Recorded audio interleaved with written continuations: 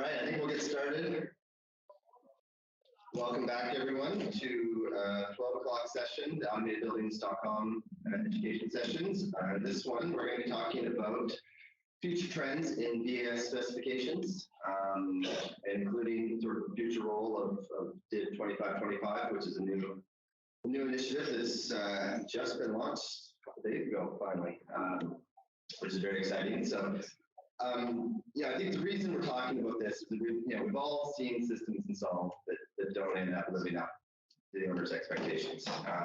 So we want to talk about where are things going wrong and what can we do about it, and specifically what role do better specifications have to play in making sure that we get, at the end of the day, a system that's performing as everyone wants it to. So, and there's a lot of different aspects to how we get there, and I'm excited to hear from this panel and their ideas as to how we get there. And we're planning this to be kind of interaction with the audience. So I'm going to give everyone a couple minutes to kind of give their perspective on the topic, but start thinking about your questions because I want this to be a dialogue with all of you here in the room. And so, but with that, I'll introduce my panel.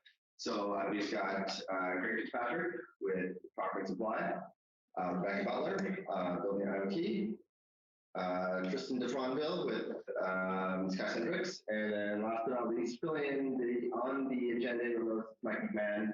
Mike unfortunately couldn't make it, but we have a very able substitute in Paul from Newcombing Board. So with that, I think I will, Greg, why don't you start us off and kind of tell us a bit about your role and your perspective on this topic. Greg Fitzpatrick, thank you for being here, everyone. I've been in the industry for over 30 years. I know it doesn't look like it, but I've been in the industry for about 30 years. I started off as a consulting engineer, selling equipment and controls for both carrier and trains. So I call those engineers, I call them contractors. I also spent time as an owner's representative as a chief mechanical design manager for large power programs, $4.3 billion. Renovating schools, also started our commissioning firm, ran that for a handful of years, and ended up working at Cochrane Supply Engineering for the last 6 years as their business lead for IoT integration. And one of the reasons I want to work for Cochrane is when I spent time in the school district, one thing I noticed is that we had a lot of proprietary systems in our district, and Scott and I met when they first got Tritium. And Scott approached me and he presented this sorcery to me and really recreated this thing we call the multiple systems integrated platform, MSIP, we tied in a bunch of schools. And I was always interested in technology. So when Scott approached me 6 years ago, I decided to come and work for him and be a bit of an evangelist for the consulting engineering community as to how to get up to speed with specified controls, and in particular integration, right? Because controls has turned into this, rapidly moving industry, and right now it's taking a sharp left turn. And I think this is a real good time to start educating the consulting engineering community on how to specify controls and integration, because it's not as tough as you think it is. And one of the things that I found very interesting is that multiple large firms that I've walked into, they told me they could treat controls and building technology like fire protection. In other words, we're going to put out a performance spec, we're going to put out a couple sequences of operation and our typical I/O diagram for our equipment, and we're going to let the contractors figure it out. Well, now that we're connecting more and more systems to the internet, right? And we've got these large integrations going on. There's this little thing called cybersecurity risk, right? So there's this little thing called cybersecurity that puts everyone who's involved in a project, including the consulting engineer, at risk. How many consulting engineers do we have, to be honest? Point to them. Okay, we've got a handful. How many of you actively use Division 25? Okay. How many end users do we have? And how many MSIs? Okay, by a show of hands, how many MSIs believe that there should be a higher level of plans and specifications coming out consulting engineering. Oh, I couldn't even finish. Right. So we all agree that the level of documentation should be, let's just say, elevated. Let's call it elevated, right? So that's what I've been doing for the last 5-6 years as educating consulting on how to put together a clear, concise set of documents. And for me, it all starts with a good systems integration drawing. Now, we've been promoting that drawing, and we all know that you can add any drawing to your drawing package, right?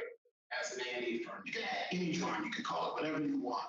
But what we've done is we've taken that typical systems architecture drawing, and we've taken it a step further, right? So where's my web supervisor being deployed?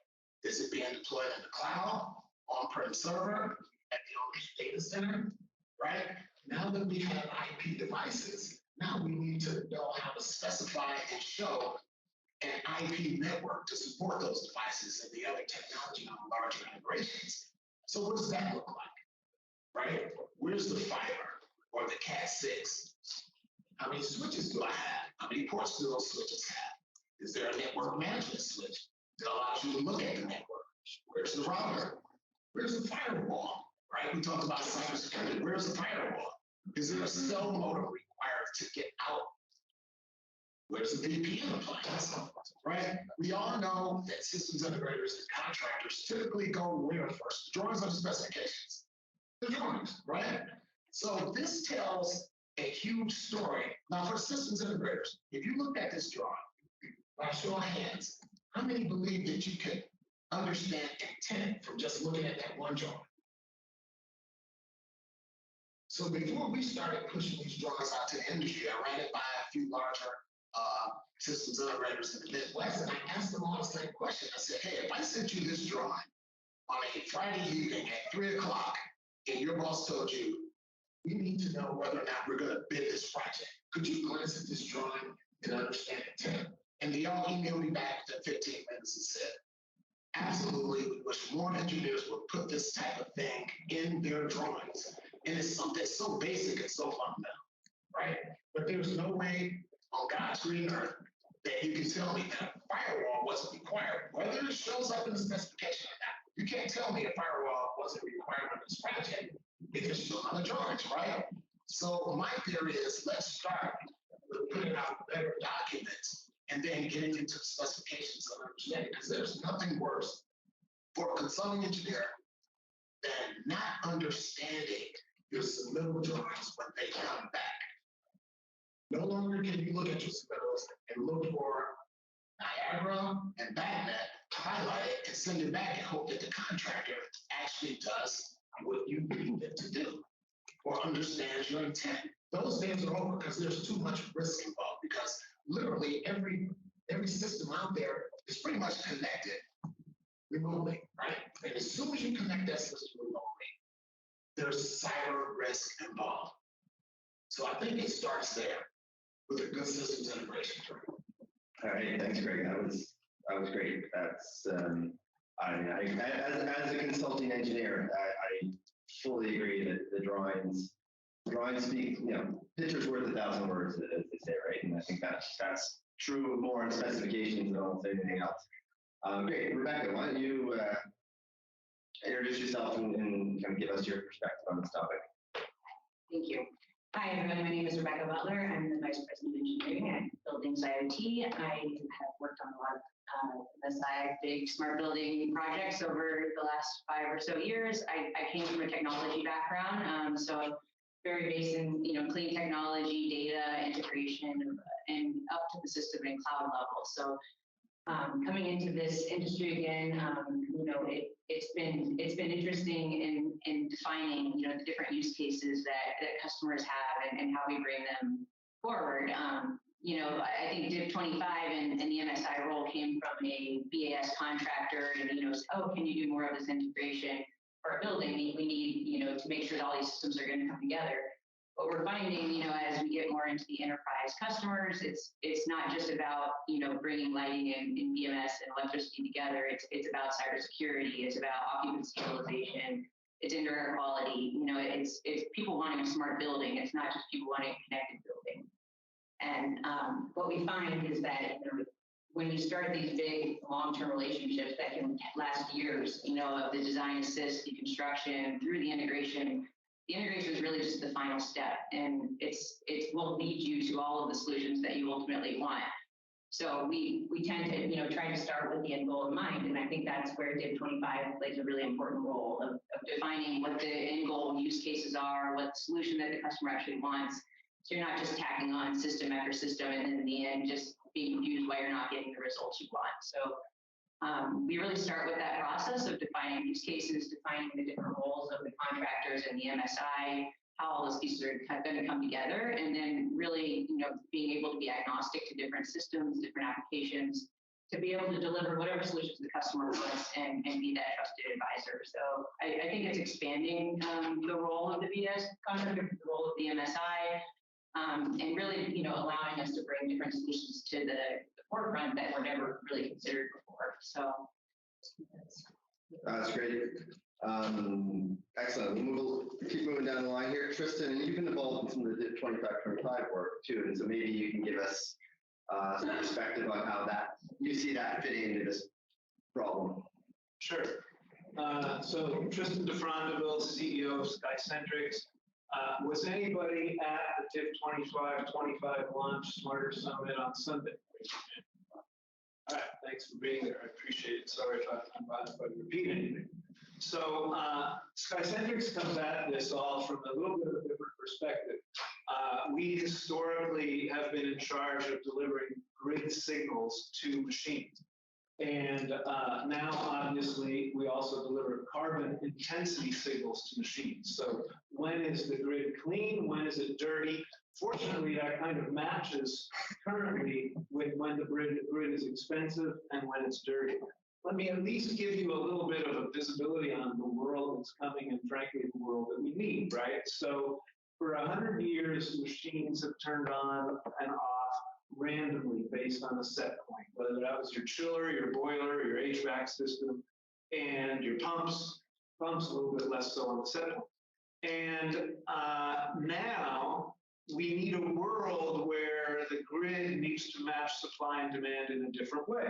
And random machines is no longer benefiting the grid. The grid needs to tell you when there's a lot of cheap renewable energy and say use as much energy as you can right now.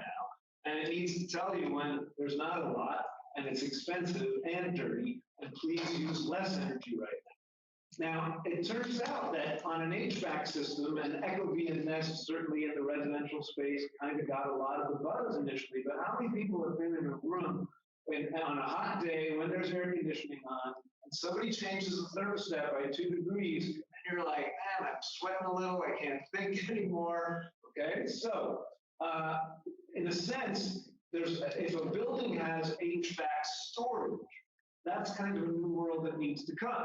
And there's not a lot of it right now. So there's building performance envelopes that matter. And yes, you can pre-cool or preheat a building, but that's not the same as water. Water has incredible thermal mass. So your boilers and chillers are these huge machines that can deliver a shift in when they use energy. That's super exciting. So it turns out that 98% of commercial building equipment is not connected to the internet.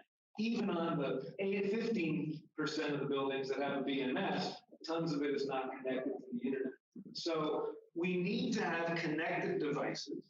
And the Diff 25 spec that was happening that was discussed on Sunday, and that's exciting, which sort of digs into the Diff 25 space, is that it tries to say, look, we not only need systems and controls that can have an easy picture like this, which is awesome, but we need them to be able to more easily interoperate. And historically in the IT space, that's been done with open standards. So there's 2 open standards that I'm curious how many people know. So one of them is called OpenAPR, and the other one is called the CTA 2045 EcoPort. So how many people have heard of OpenAPR? Okay. OpenADR is a cloud-to-cloud software implementation, usually cloud-to-cloud. You can put OpenADR on the device. Typically, it's a little expensive. So historically, only gateways or clouds have OpenADR communication. The CTA 2045 EcoPort, raise your hand if you ever know what that is. All right, so that's exciting. The CTA 2045 EcoPort is a USB port for machines.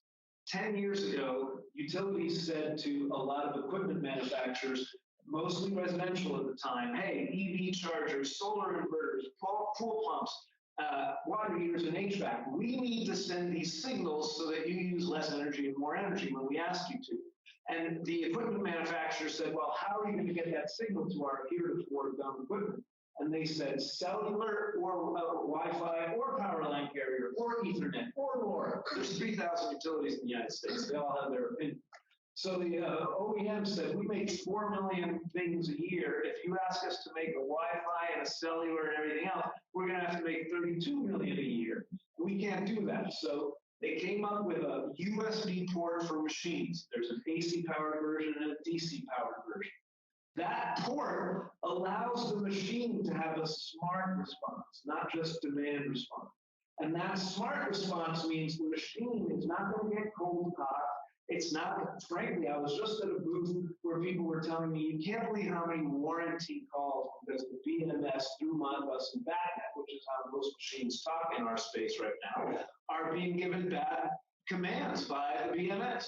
So in this case, there's a simple set of signals, 2 or 3 use less energy, called sheds, or a load up, 1 or 2 versions of use more energy. And that allows the machine to decide how it's going to respond to those signals.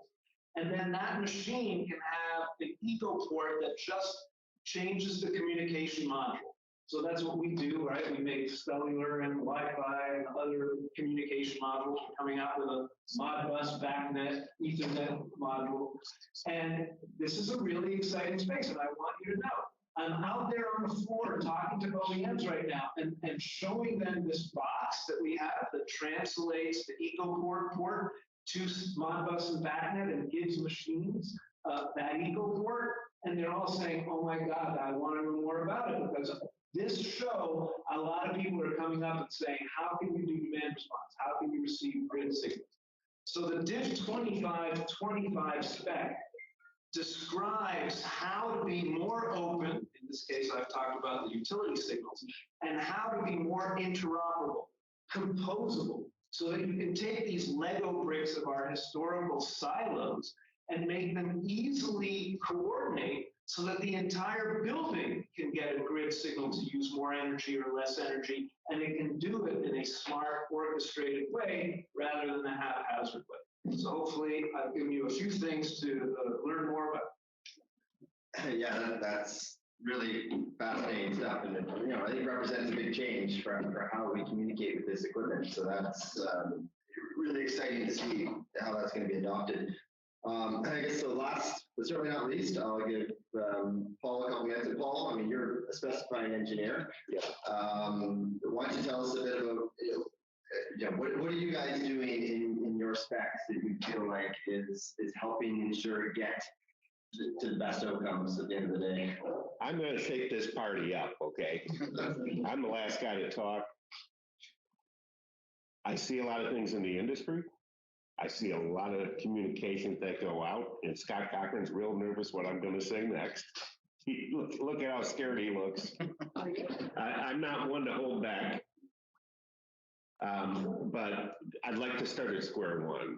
First of all, Mike McMahon was supposed to be here. He is a cybersecurity expert, a network engineering expert. He was added to our team a couple of years ago. He's based out of Detroit. I'm based out of Detroit. Newcombing Board is right downtown. Does anybody know Newcombing Board in the room? Besides you. Very reputable firm, been in business 100 years now. We're looking forward to the next 100 years. There's been a lot of change and transition. So we're a full-blown MEP. We're a full-blown technology consulting and design team. We actually play in the smart building space, which there's a lot of different definitions to that. So we do a lot of consulting work. So I have seen the output of many consulting teams that have done things for sustainability. They've done things for smart technology. They're great on certain things, but as Greg said, and not to bash anything about anybody, it was not a good delivery, right? It's very super, super high level that anybody that needs to do an integration is going to be confused. So our approach through our firm is we do multiple things. First thing is we want to understand what the owner's project requirements are. Nobody talks about that. How do you know what you have to deliver if you don't know what the owner wants, right? If you're a system integrator, you can't deliver that. If you're a design engineer, you can't deliver that. You need to understand those key requirements.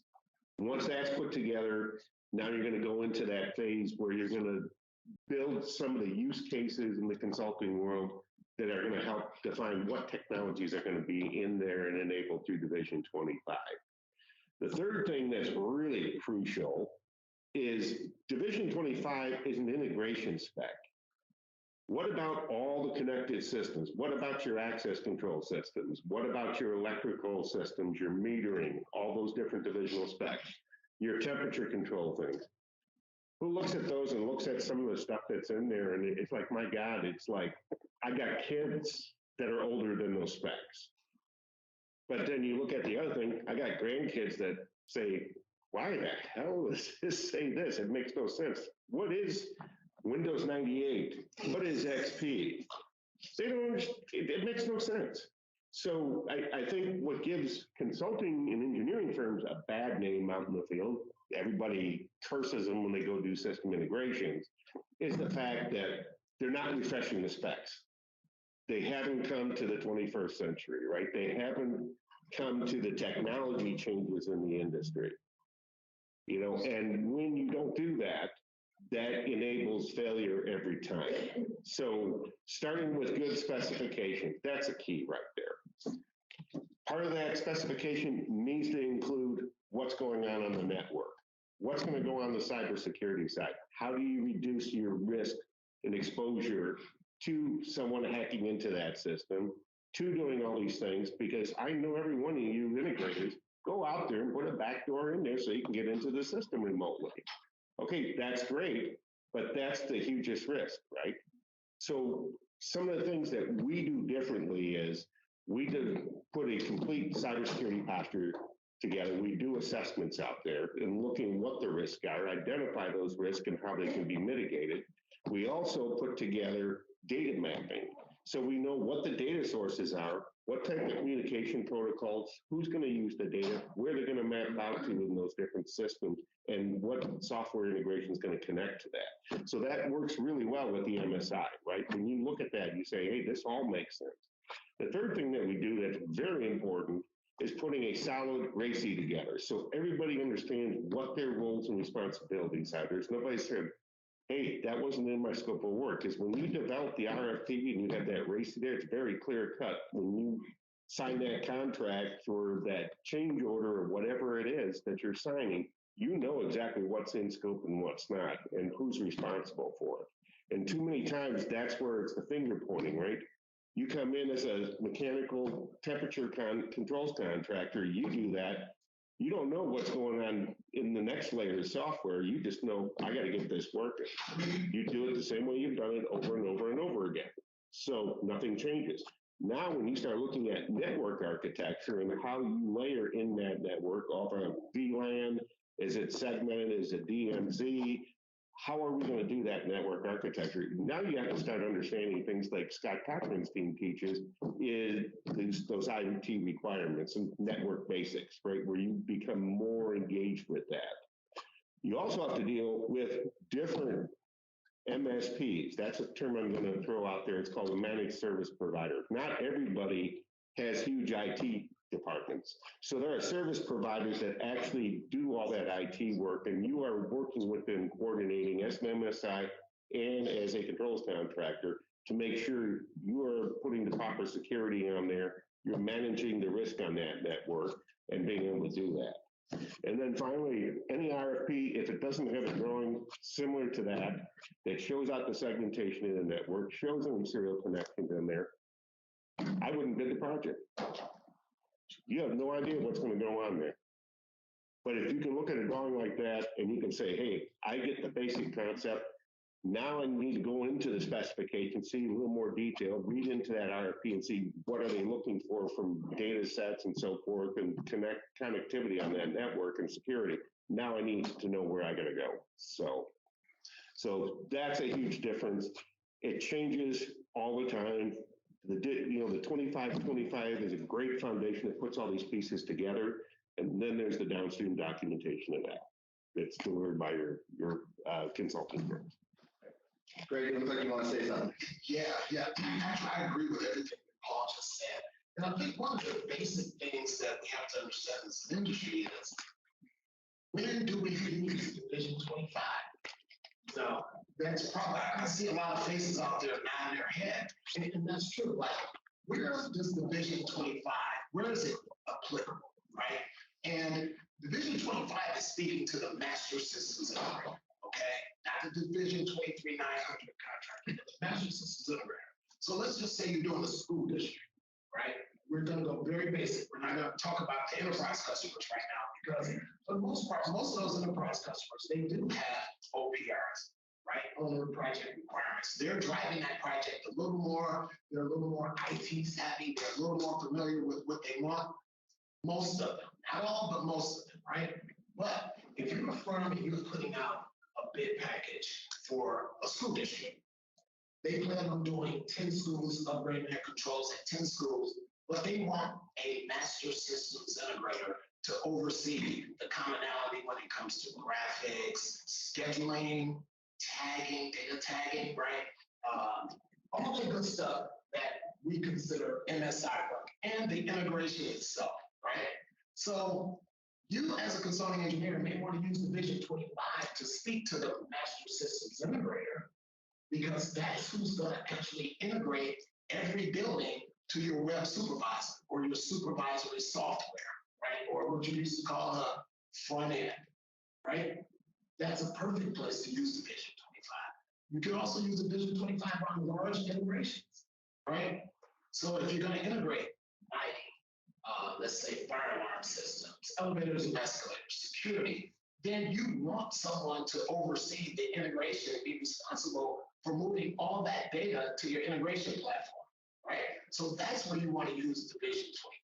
So you can properly define the roles and responsibilities of that contractor, because at the end of the day, we're still talking about contract documents. If it's not in the documents, it's not in the contract, right? So our goal is to let you know that, there's resources out there to help you figure out how to get this implemented into your firm. I always suggest that the larger firms assign a technology coordinator, because there's a lot of coordination. Paul mentioned it. For instance, if you're doing a large integration and you're an A&E firm, all the disciplines are under one roof, then that technology coordinator is responsible for talking to every discipline, making sure that, hey, you're on the electrical side. So let's talk about your lighting controls. How many different manufacturers are in your specification for lighting controls? Okay. What are the protocols for each one of those vendors for your lighting controls? Not only that, what type of networks are they using? Are you using IP? Are you using 485? Well, if you have two that are using IP and two that are using something different, you may need a gateway device.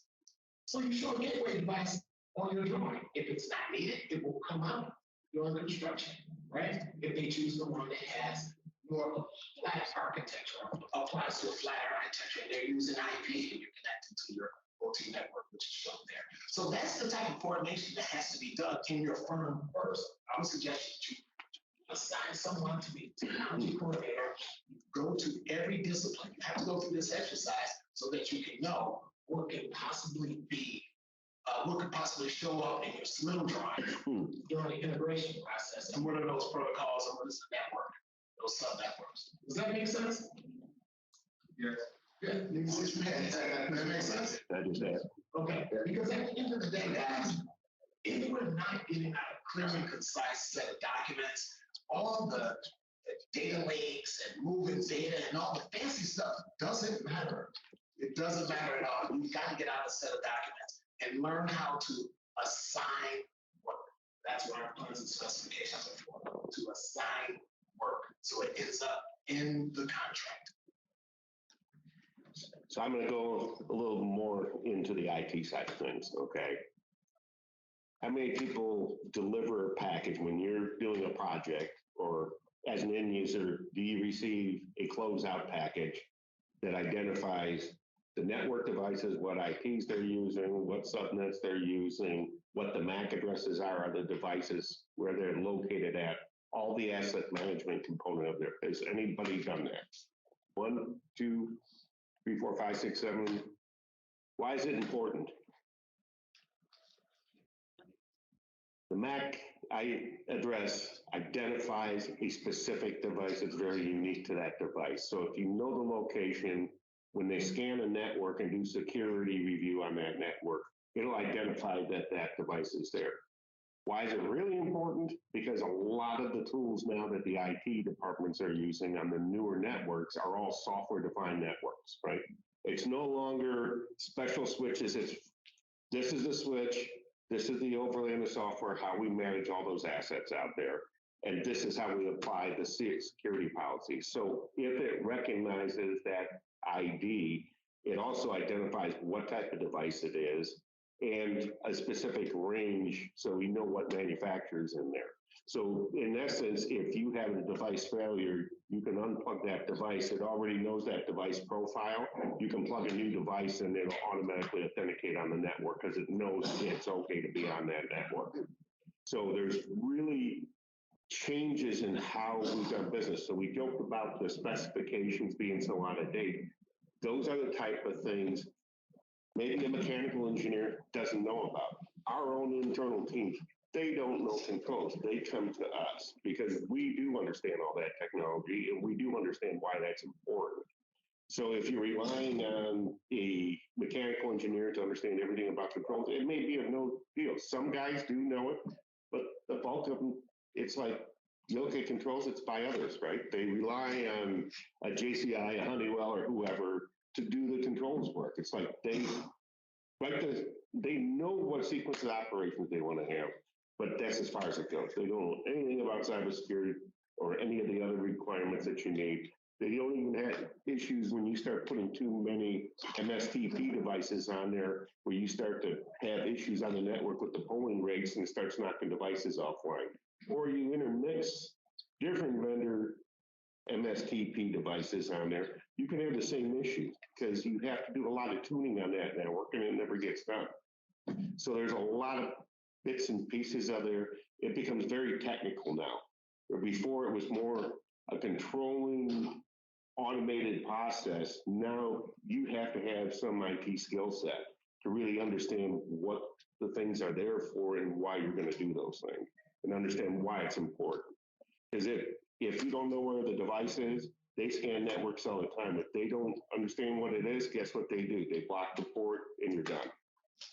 I guess my question would be, maybe to the gentleman up front here, hate to put you on the spot, but you said that you provide that information, right? Yeah. Now, does that come from the owner's project requirements, or are you seeing this stuff required in the specification? It actually isn't as required as I'd like to see it. I do it because I am from the IT world. I started IT and went to An anomaly, right?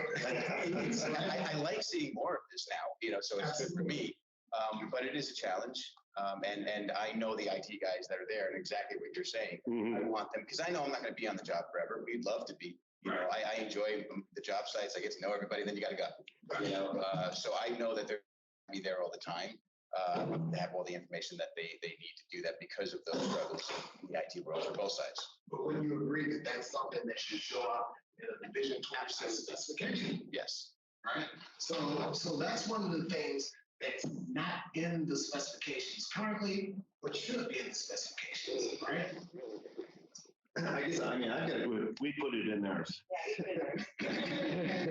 And you guys are anomalies. We're anomalies. well, it's, I guess that's my question is for, the bulk of MEP firms, I mean, in MEP, there's not usually a network engineer. Right. There's not usually a cybersecurity specialist. And I mean, aside from hiring an internal team, but to be realistic, not everyone's going to do that. How do those firms get the support that they need to get to this or get to the type of detail that we're talking about? Copy. That's right. Yeah, well, yeah. So call Cochrane. Well, let me try and jump up to a little bit of a higher level. If anybody here is involved in selling, especially to school districts, which my guess is you all are at some point, you got to sell your services and products. Let me describe briefly what's in this new product, Division 2525, that just came out. Number one, there's a 1 or 2 pager that will tell you exactly what's in there.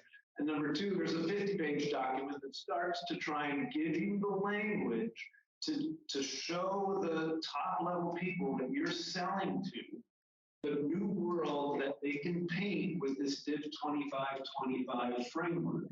And eventually, the next step that we're working on is developing the detailed specifications. But that framework is what your customers typically want to hear. It's related to all this, but it's specific about interoperability and open. And we sell our product to school districts a fair amount. And interestingly enough, it's been challenging, and now that we have this framework, we hope to address some of those challenges. It's been challenging to make sure that the vendors that we aggregate and display and put into an open, independent data layer, that all of our data gets stored in Project Haystack format, which is what the customers want to know. They want to know that you've got an open standard data layer so that they can export data, they can point analytics packages to the data. So you need that data. We need to be able to get the data from 75F, Butler occupancy sensors, utility meters. That comes through an API. Then we talk Modbus and BACnet with this new box that gets from the CTA 2045 Eagle port. So it's amazing, without the framework of Diff 2525, how many little nuances that the vendors trip us up on. Because, for example, a mini split company says, oh yeah, we have an API, you can communicate to our products, and we install the products, the school district installs the product, and then we go back and we say, how do we connect to your equipment? And they say, oh, well, you need a proprietary extra little hardware box that goes next to every little thermostat that you've got. Oh, well, wait a minute, our spec tried to pin you down that you were going to be open and interoperable, and you didn't follow the spec. What now? I should say Div 2525 is available for download? Absolutely. And that's free for anyone to use? So it's available at a couple of places. Number one, you can go, I'll give you the URL, that's one. You can go to the Coalition for Smarter Buildings, c4sb.org, and for sure get to all of the links on the Div 2525 spec, c4sb.org. And the head of that organization, Rick Justice, is right over there. If you have any questions about the spec or his organization, Coalition for Smarter Buildings, you can ask him. And Rick, is there an easy link to the documents as well through the Div 2525 URL? He's a little tired over there. He'll text me in a sec, but you go to the Coalition for Smarter Buildings. Ken texted framework.div2525.org. Thank you. These are all great comments. I'm trying to circle back on the solution design and why that's so important. And I do think it is important to get an early version of that in the Diff 25 specs to outline just some of the high level requirements of what we're going to be going after, and then to continue developing that solution during the construction phase as we're getting more systems, as we're understanding what the use cases are. And to be able to define how the tagging is going to work, what analytics we're going to be deploying, and really to get to the point where when you're at integration, it should have been done yesterday. So we don't have time to plan that at that stage. Like, we need to be just implementing and executing at that stage. So it really gives you the opportunity to be able to be ready to go, and then just clean things up in the as-built phase, and to know that the use cases that you're trying to implement will come through for the customer. Question number? So what's being done in terms of closing out the job, commissioning agents, writing scripts, and testing interoperability of different systems? You got sequences that involve data points that might be across different systems. And they don't test right now point to point, but it's never across the system. script routines for commissioning. So you're referring to functionally testing Yeah. integration, right? So I think that's a very good point, because that's something else that needs to be written into. Like, for instance, who hires a commissioning agent? Typically the owner, right? So the owner is going to have to be, let's just say, more educated on what their requirements are from a commissioning agent and require them to test the network. And here's your scope of work for your deliverables as far as functionally testing a network. I ran a commissioning firm for 7 years, and before this stuff became relevant, and I'm not sure how commissioning agents are even handling that, because I'm sure there's going to be a commissioning agent on large integration projects, right? So they're going to review the graphics, they're going to go through the point to point, then they're going to functionally test all the equipment from the front end. But like you said, who's going to make sure that the firewall rules were set up properly, right? Who's going to check the cell modem? I mean, we're talking about different deployments, right? But who's going to check all that? And who's responsible for it? Because if it doesn't show up in anyone's document, it's not going to get done. So we're all the way back to specifying. Who specifies that? Well, and I think, like the consulting engineers, I think the commissioning agents are going to need support. And most of them aren't going to have the skill set to be able to write the script. Yeah, who's educating them on how to test this and what it looks like? Because as a commissioning agent, all you're doing is taking the contract documents, and that's your Bible to commission the job, right? So you're going to look at this, you're going to look at the drawings, you're going to look at the sequences, and you're going to try to functionally test that project. If you're a commissioning agent that doesn't have IT people on your staff, then you're not capable of commissioning that project. You're not capable. I'll wait till he's done. Yeah, no, I'm done. I'm going to add a little bit onto that.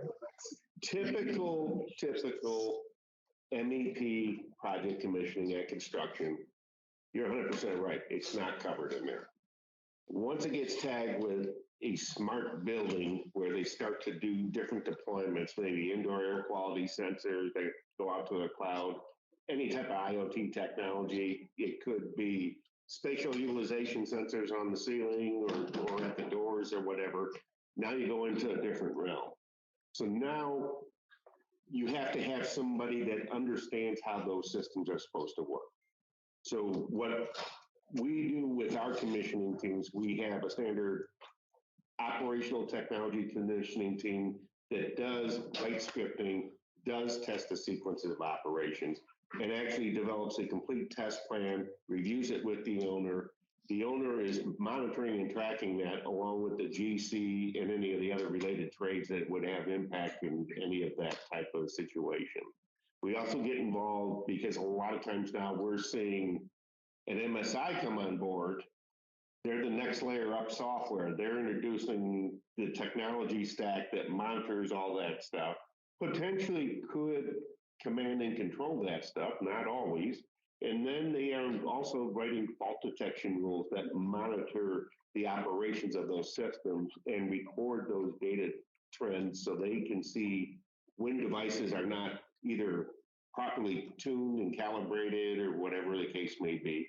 If there's a failure on the component, a damper's not opening or closing properly or it doesn't seal off, if a valve is leaking through, if temperature sensors are doing something erratic, it identifies that. It also can go and calibrate those numbers to see if you can do some retro commissioning on there to see if you can offset if it's a calibration issue, or do a different sequence to see if it's actually something in the setup of the mechanical side or is it on the control side. So it all boils down to user acceptance testing that has to be thoroughly reviewed. And typically the stakeholders in those are going to be the IT team, whether it's their MSP, if it's a corporate Class A building, or if you're dealing with an enterprise or a campus IT department, it's going to be the mechanical contractor. It's going to be all those stakeholders in that group. They all review that plan. They know exactly what's required. And then it's all signed off in the end when you do the final closeout on the commissioning on that. Yes, sir.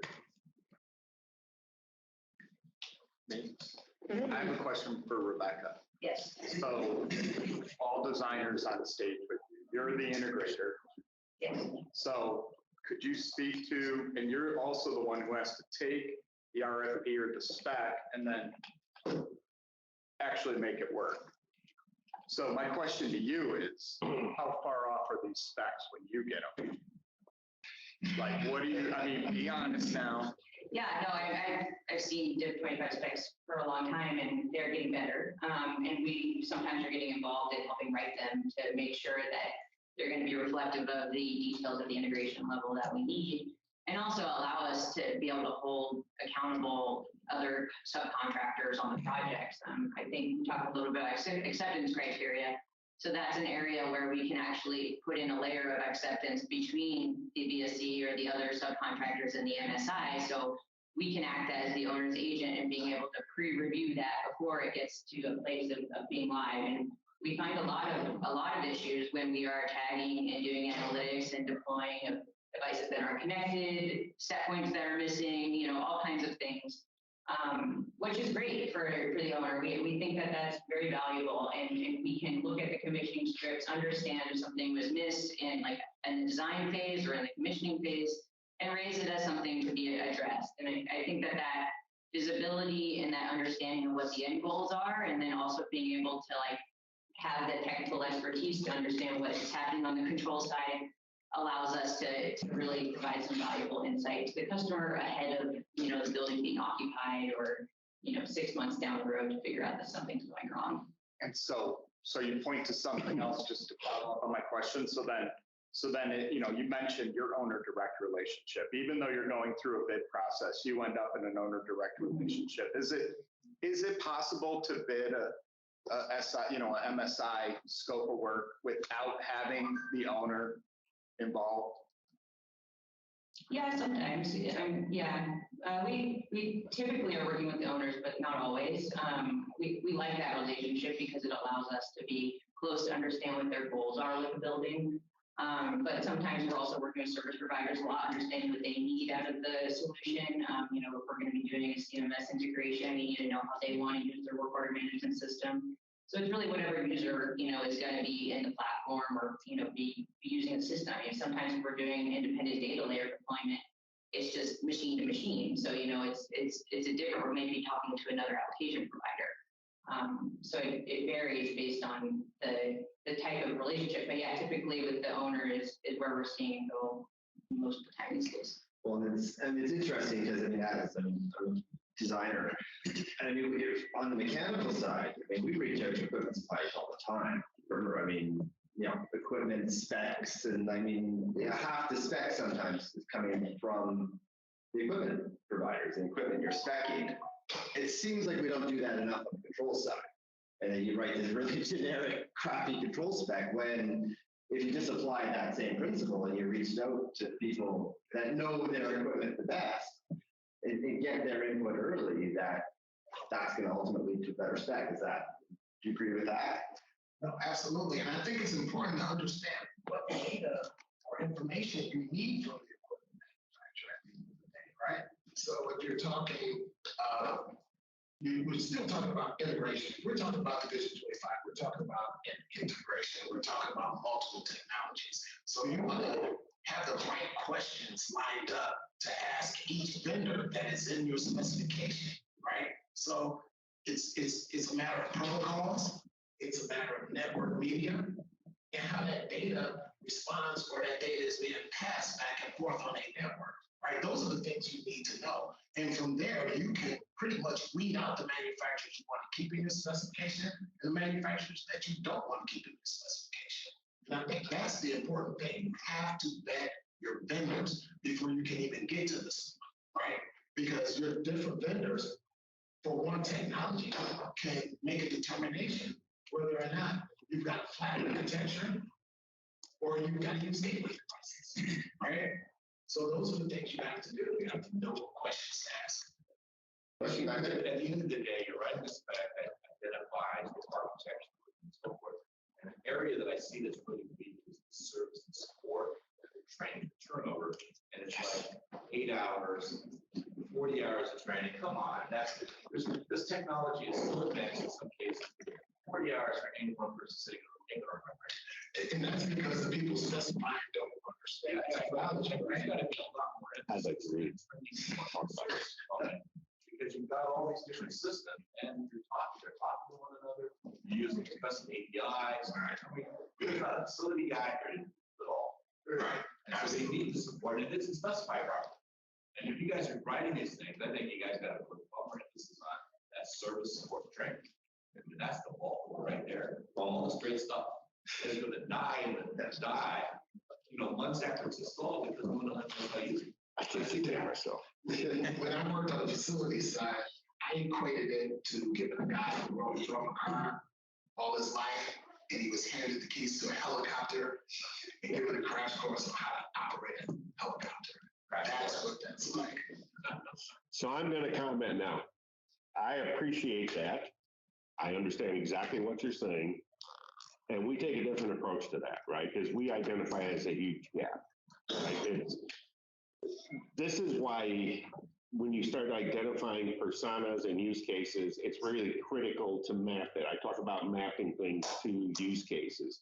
Training is something that has traditionally been weak. So the first thing you need to know is you have different user groups. The guy that's operating the equipment, managing the chiller set points and the boilers and BAB set points and all that stuff, that's what he's focused on. He doesn't care about analytics on the system. That's not he's looking. He's looking at trend data to see if there's a sensor that's showing an issue there, but he's not deep diving in there. You have facility managers that get information out of that system that could be for utility invoicing or whatever. They have different requirements. Then you have engineers that are actually on some of these staffs that are looking to improve and optimize different sequences of operation, maybe complying more, getting into what the new ASHRAE standards are and so forth. So bare minimum, it's really hard to identify what's the right amount of training because you have to address so many groups. But at a bare minimum, we look at that training and we specify that, number one, there's training because you're doing workshops, first of all.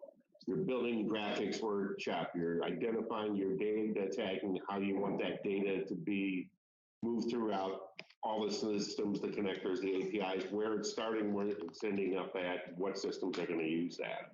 And then finally, you get into the training where you learn how to, in the very beginning, while the system's still going in, you start to learn how that system works initially.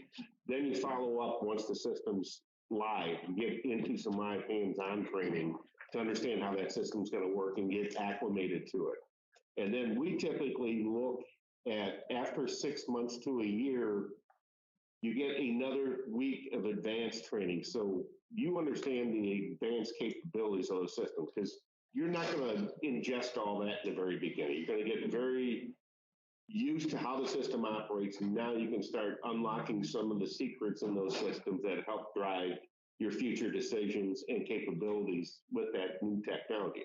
Because there's so much there, right? It's like you buy a car, how much you buy a brand new car with everything on there or a new TV. Look how much stuff there is on a TV. Do you use everything on there? Hell no. It probably took you 2 years to figure out how to just add an app on some of those things. It's simple but complicated, right? So you have to be prolific with how the system works, understanding that. So reality is, depending on the size of the project, we don't want to have it overpriced, but we want to have at least 120 to 160 hours training from start to finish during that warranty period and everything else. We also want to make sure we identify pricing during that initial phase when it goes out to RFP for ongoing support, licensing, and firmware upgrades, because nobody does that. And you get burned. And it awakens the owner up because they understand you've got an asset you've got to manage. This isn't, you plug this in on your network and it's all great and it's going to work forever. You constantly have to apply security patches for new vulnerabilities. There's something maybe that they want to see on there. It's all changes. And it's going to even become more advanced in the next less than 5 years, the majority of the advanced controls companies are going to go to containerization, which is going to make it more and more an IT device, right? It's always been a business device. Now we're transitioning where it's pushing on the IT side. They're involved a lot more, and eventually it's going to become an IT device that OT manages the operational logic in there, but the device is physically going to be managed by the IT group. Any other comments on this idea of training and ongoing support? Yeah. And then we can open to questions.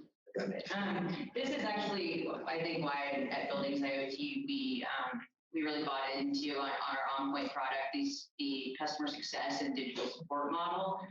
We have a dedicated customer success manager for all of our on-point customers, and they're always there. Like they're available for training. They respond to your support messages that you submit in the application. And I think that's the model. Like coming from an IT background, like not everybody is going to have that combination of building controls and IT technology. Is very difficult to find. And I think you're going to want to be able to have someone that has that experience across a large number of buildings to be that support and to point you in the right direction. So I think that's a different model the industry's. Yeah, it's interesting. Other industries have done this sort of thing successfully, and we're probably looking to what they've done well and trying to copy it. Right? So we've got a couple minutes left. Any other questions, comments?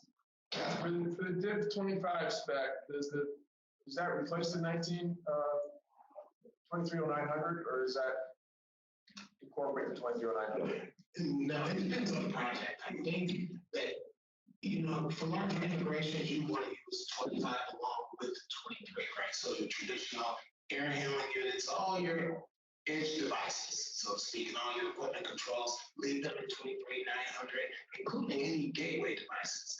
And from your network switches, if we're talking, an IP deployment or hybrid deployment, your network switches all the way back to wherever your web supervisor software is being, deployed, that should all go in Division 25, along with everything else we've talked about here today, from data tagging to everything else. And it depends on the project and the owner also. I disagree.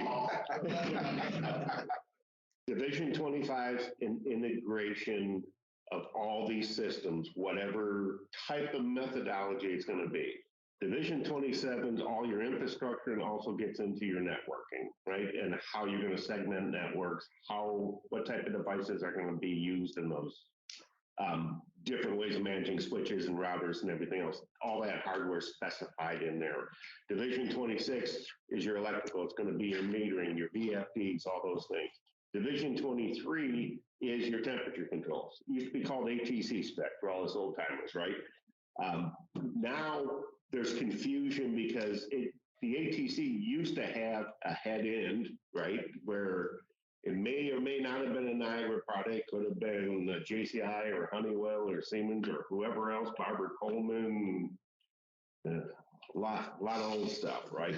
But now what's happening is that's why I mentioned earlier about making sure that those specifications get refreshed to identify. There's more of the hardware, the controller information is all in that spec.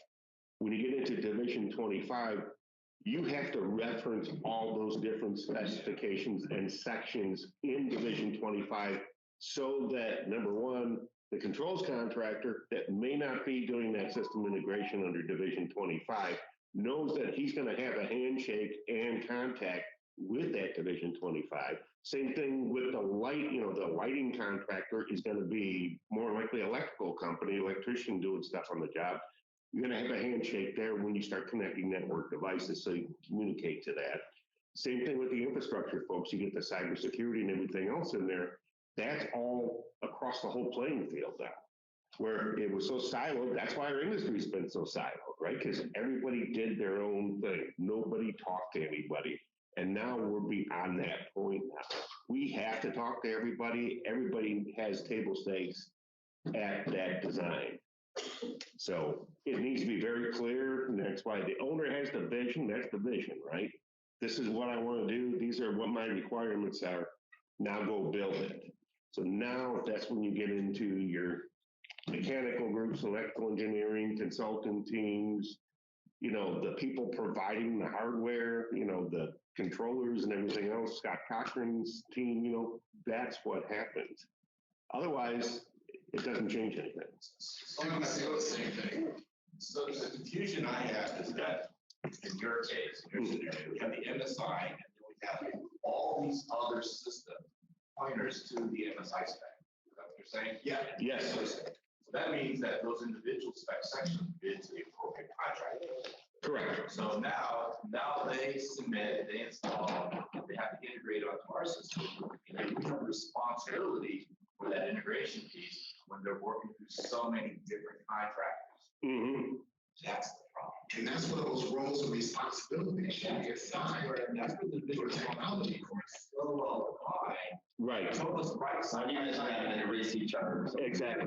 Moving in that direction, you gotta be right there, side by side. And we are. We are. If you're not, you can't have any control. Okay, and I hate to cut us off. We are past time. So thank you all for coming. Everyone has other things to get to, I'm sure. But anyone who wants to continue the conversation, you guys will stick around for a few minutes. I would like to thank the panel.